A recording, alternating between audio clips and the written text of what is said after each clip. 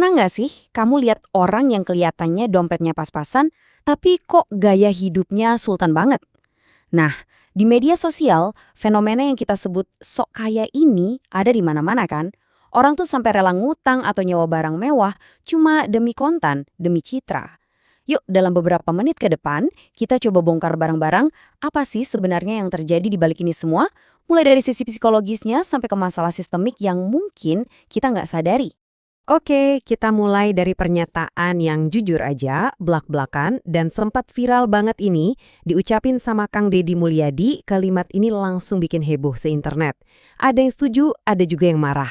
Pernyataan ini tuh jelek banget, langsung nusuk ke jantung masalah yang bakal kita bedah hari ini. Dan ini tuh bukan omong kosong loh.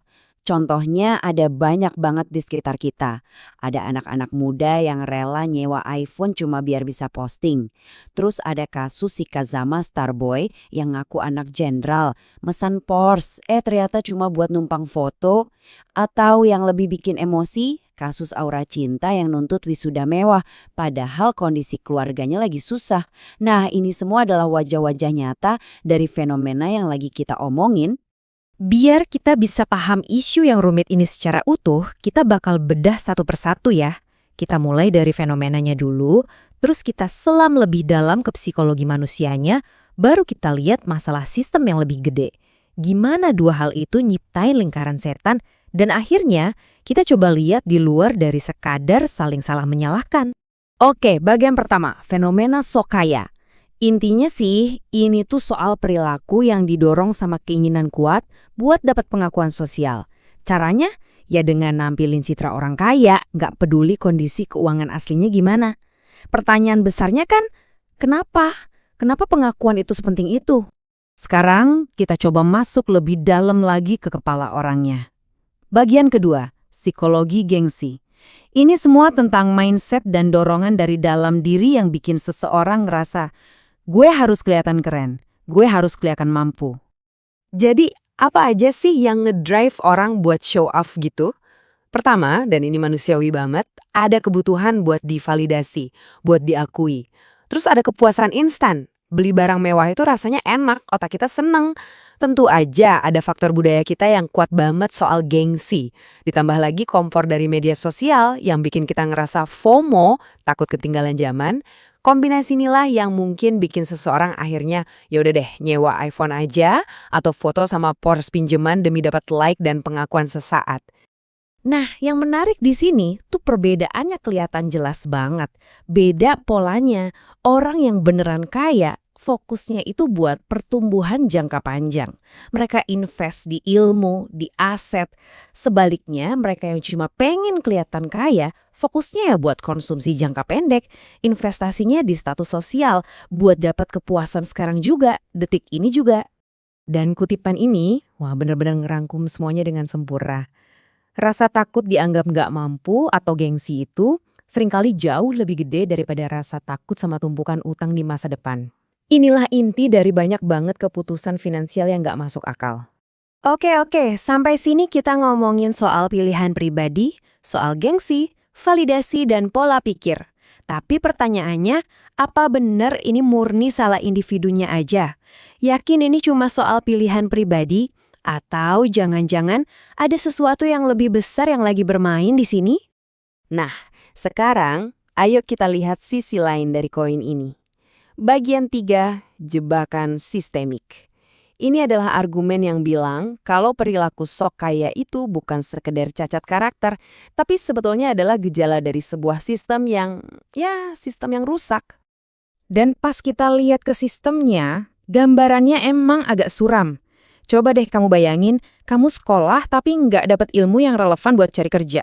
Terus pas kamu dapat kerja, gajinya rasanya jalan di tempat, sementara harga-harga udah lari maraton. Dan pas kamu butuh bantuan dari pemerintah, jaring pengaman sosialnya malah penuh korupsi dan birokrasi yang sengaja dibikin ribet. Kalau udah begini, ini bukan lagi soal pilihan kan?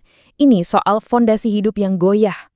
Kita zoom in dikit ya ke masalah bansos. Birokrasinya itu seringkali sengaja dibikin berbelit-belit.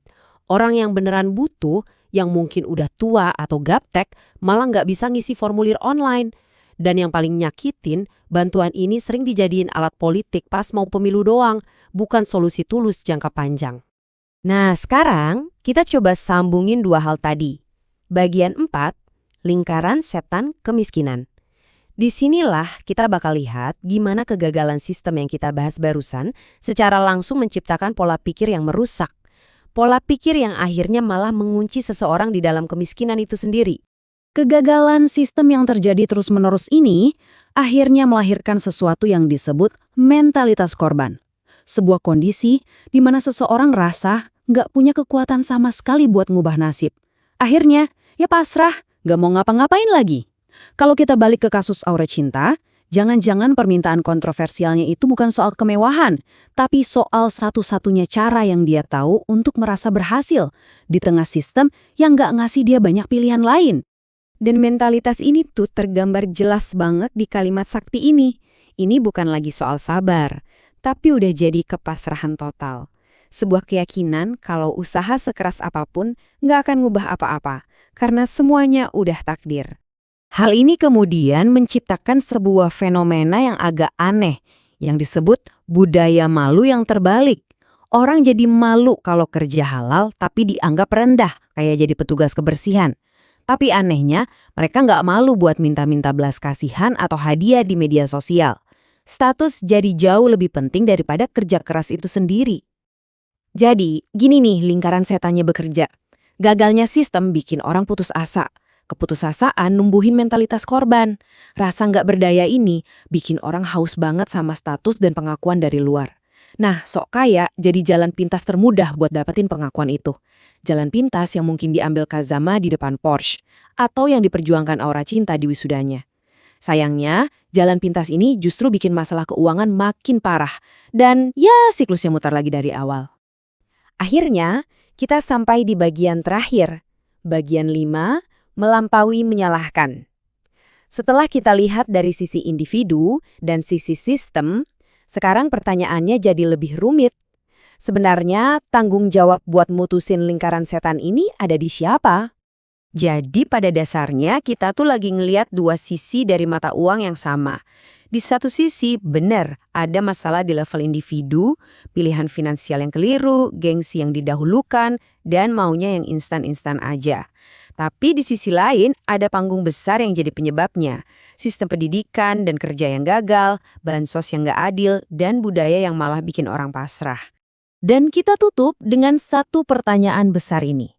Kemiskinan dan fenomena sok kaya yang lahir darinya, apakah ini murni kegagalan individu dalam mengelola hidupnya? Atau ini adalah cerminan dari cacat sistem yang jauh lebih besar? Mungkin jawabannya bukan milih A atau B, tapi justru memahami gimana keduanya saling mengunci satu sama lain tanpa henti. Menurut kamu gimana?